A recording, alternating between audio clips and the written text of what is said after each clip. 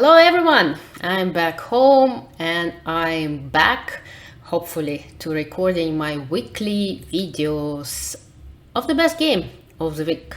When I'm home it usually means online tournaments. I play title Tuesdays, one or two, depending on my mood. And on Saturdays, I play in chess.com Rapid Chess Championships that started in February 2022.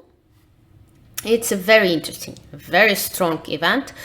It consists of 2 days every weekend. Saturday is a 9-round Swiss tournament with the time control 10 plus 0. Unfortunately, no increment time. That's the only, I think, negative thing that I can say about this wonderful, otherwise wonderful event. And Saturday's tournaments are qualification for the Sunday knockout. But in order to qualify, you need to get in the top 8.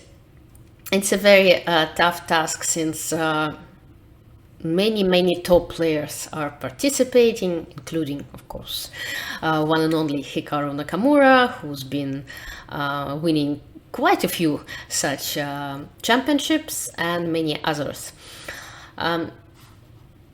This game that I'm gonna talk about in this video is from the week 14 Rapid Chess Championships that took place on May 14, 2022. As you can see, I took the 33rd place. Well, it's not, of course, a great result, but the first in the Swiss tournament was Jeffrey Schonk and Dmitry Andreikin, and it was won. The Sunday knockout was won by Hikaru anyway, but as I mentioned, I'm gonna talk about my game, which I call the best. I nominate to be the best game of the week. It was played, as I said, on May 14th, 2022, in the first round of the Rapid Chess Championship against the Israeli Grandmaster Ilia Smirin. I was playing black. It was the first round, and let's see what happened. White started the game with e4, I replied e5, knight f3, knight c6, bishop b5. The Ruy Lopez opening is on the board. I usually play a6 here.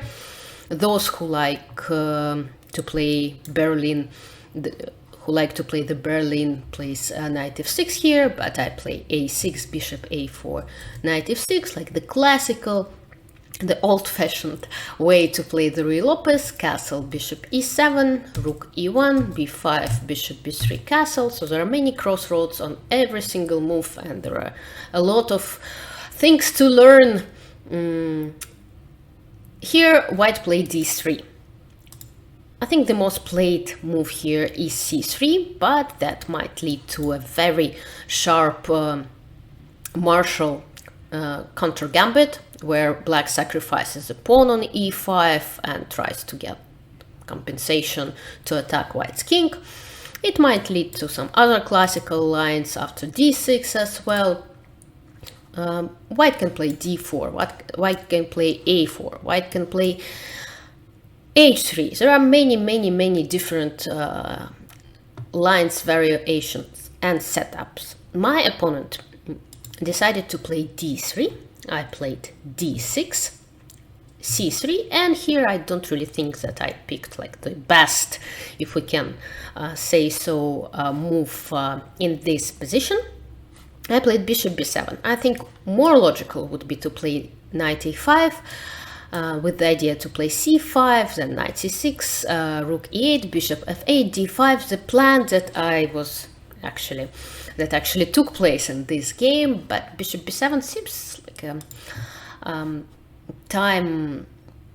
losing of time, especially considering the fact that white didn't play h3. Usually when white plays h3, black can consider like moving the bishop to another diagonal, but here, since white didn't spend time on h3, it seems to be more logical to start with knight f5. But bishop b7, of course, is not a huge mistake, just a possibility, maybe not the most logical move considering all the moves that white made.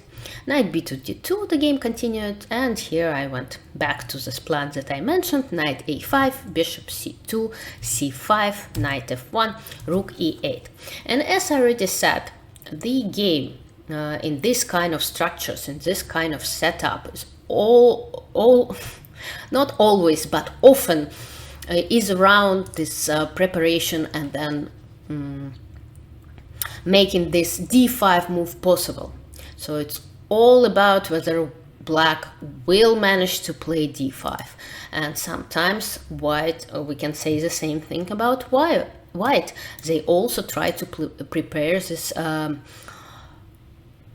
d4 move, even though they played d3 before a few moves ago, but it doesn't mean that they don't dream about moving this pawn further, one square further. So d5, d4, it's all about the center.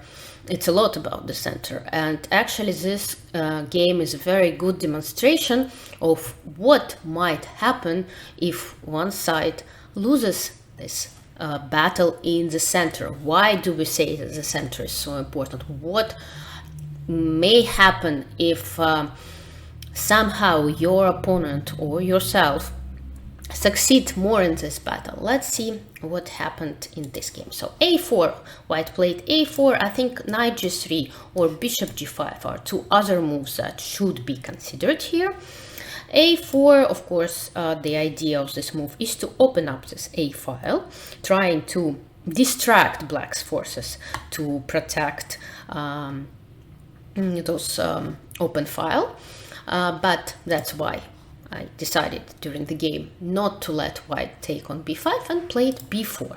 It's an interesting possibility, it's always double-edged, and it's a very difficult question whether to close one side or to let it be open. But in this particular case, I decided to make this move because if white tries to attack this pawn, I am already ready to play d5, despite the fact that this pawn is hanging. But after knight takes c5, I can play bishop c5, and my pieces are just in time to attack on e4. So when the knight retreats, I can take on e4.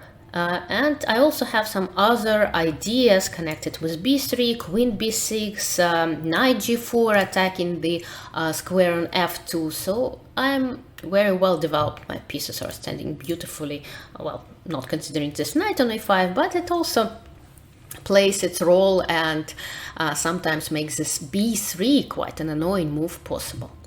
So that's why my opponent decided just to ignore this move and played knight e3. Actually, I don't really like this move. I think it's more somehow, it looks more beautiful to play knight g3. It keeps this diagonal open, it keeps this pawn under control, and thus, and the e file is open, and thus it's more difficult for black to prepare and play d5. And if I go bishop f5, the move that black usually makes in order to open up the file to protect the pawn in e5, then bishop g5 can become a possibility. So I have to consider this move, which I don't have to consider after knight e3, because it kind of covers the bishop on c1. But we transposed, I think. Bishop f8, knight f5 has been played, and here we go, d5. I noticed that even though this knight stands beautifully on f5, but I'm ready to play d5, because after e takes d5, I take with the queen, I protect the pawn on e5. Those pieces that right now stand on the long diagonal are putting pressure on the king's side, and it becomes quite obvious that black managed somehow in those 15 moves, they managed to take more space, they managed to put more pressure, and it feels as if black was white, because white structure is quite a passive one, and it's black who already passed the 5th rank, passed to the side of the opponent, and I'm getting ready to attack. And white really needs to consider many breakthroughs and many pawns moves that are quite unpleasant. Bishop d5 was played, so I think, in other words, this plan with knight f5, with placing the knight on this beautiful square, doesn't seem as a good one. Because the knight is hanging, it doesn't create any threats, and it gave me time to break through in the center, and yeah, and we'll see what we're gonna see now. What happened after that? b3. Very strong move.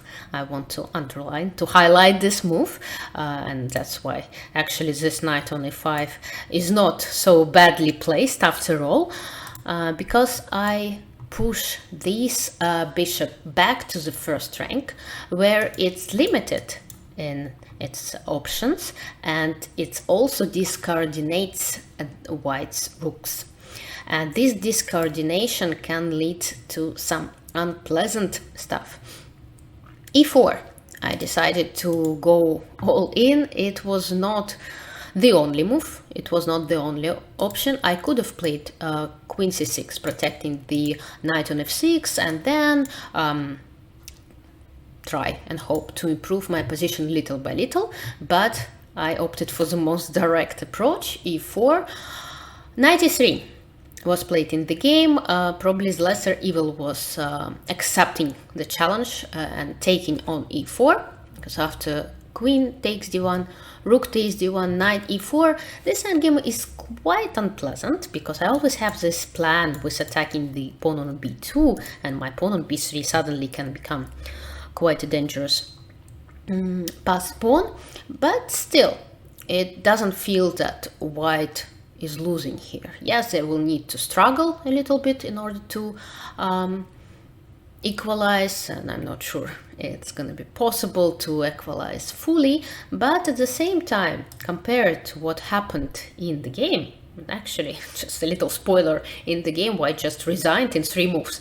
So considering all these facts, it seems that d takes e4 was a better option. Knight e3, I played queen d6, maybe queen c6 was a little bit stronger, but of course during a 10-minute game you don't have time to evaluate all the small details, and you just make a move. Sometimes it's more important to make a good move fast than just to try and spend a few minutes to find really the best one, because then at the end you might end up not having time to use all those very best moves that you made.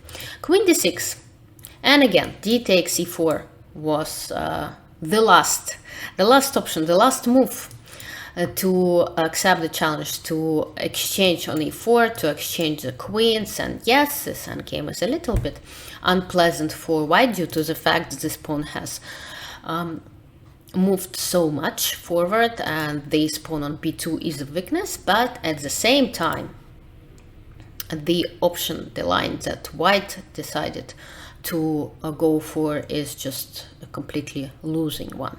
They played knight d2, and it's a very serious mistake, because white decides to exchange the pawn on d3 to the pawn on b3. But what's more important, white brings this knight from f3 to b3, where it gets exchanged to my knight standing poorly on a5, and it weakens the king side. After knight takes b3, knight takes b3, queen takes b3, too many pieces are left the queen's king side, and it gives me a hint, it gives me a sign to start looking to this direct threat, because you see the bishop on b1 discoordinates the rook, meaning that this rook on e1 is not protected, and the king is left all alone. My beautiful pieces, bishop and queen, are looking not only to this pawn. The queen is not only supporting the pawn on d3, but also looking to the king side. And of course, the winning move should come to your mind quite fast. White just loses here. Black wins, and wins by playing knight g4. This one deserved 2 exclamation marks. Brilliant move by chess.com. And what do we see? We see that, well, black created a checkmating threat. If white takes on b7, queen h2, and then queen h1, thanks to the pawn on d3, which guards the e2 square, gonna happen. And if white takes on g4, the rook is not protected. Again, thanks to the fact that the bishop was pushed back to the first rank. Rook takes e1 is a back rank mate. And in the game, actually, my opponent just resigned because he realized that there is no good way to protect the pawn on h2. If he plays g3, then I play queen c6, transferring my queen to the long diagonal, creating, once again, a very annoying checkmating threat, and there is no way to save the king unless white sacrifices, white gives away the queen. Well, with such a big material advantage, of course, it's gonna be easy to win. So that's a very short game, but quite a nice one, considering the fact that I played against a strong grandmaster. I played black, but managed to win in 22 moves, and hopefully I'm gonna create something to talk about this week, and I'll be back next week to share with you my best game of the current week. So see you soon, take care, and win your games. Bye.